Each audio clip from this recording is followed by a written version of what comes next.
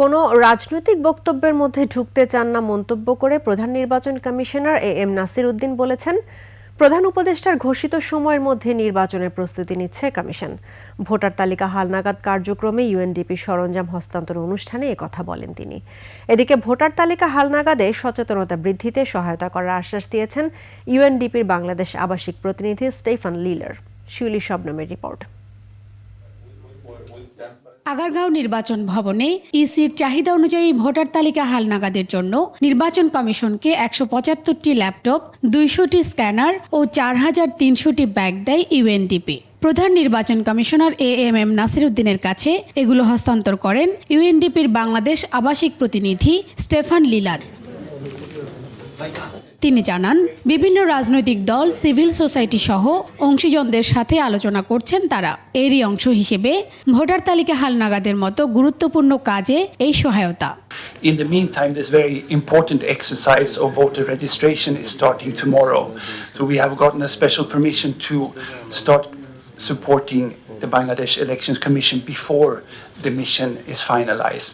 এই সময় সিইসি বলেন, হালনাগাদ কার্যক্রম শেষ করার জন্য ৬ মাসের পরিকল্পনা করেছে ইসি। ৬৫,০০০ লোকবল কাজ করবে ভোটার তালিকা হালনাগাদ কার্যক্রমে। ৬৫,০০০ লোক কাজ করবে, আপনি বুঝতে পারেন?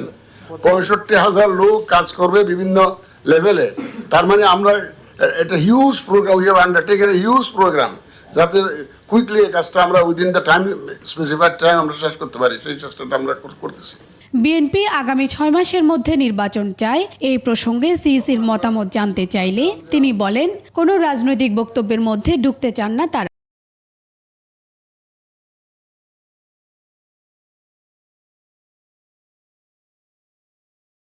এই রাজনৈতিক বক্তব্য মধ্যে আমরা ঢুকতে চাই না, আমরা রাজনীতির মধ্যে ঢুকতে চাই না। আমরা আইন কানুন বিধিবিধান সিস্টেমের মধ্যে থাকবো, একদম ক্লিন স্লেট। আমরা চাই যে একদম স্ট্রেট, যাতে সবাই একটা ফ্রি ফেয়ার গেম আমরা উপহার দিতে চাই। সব players can play freely under the rules of the game. That is the environment we want to create, আর অন্য কিছু না। মাননীয় প্রধান উপদেষ্টার ঘোষিত যে টাইম ফ্রেম, ওটাকে মাথায় রেখে আমরা কাজ করছি।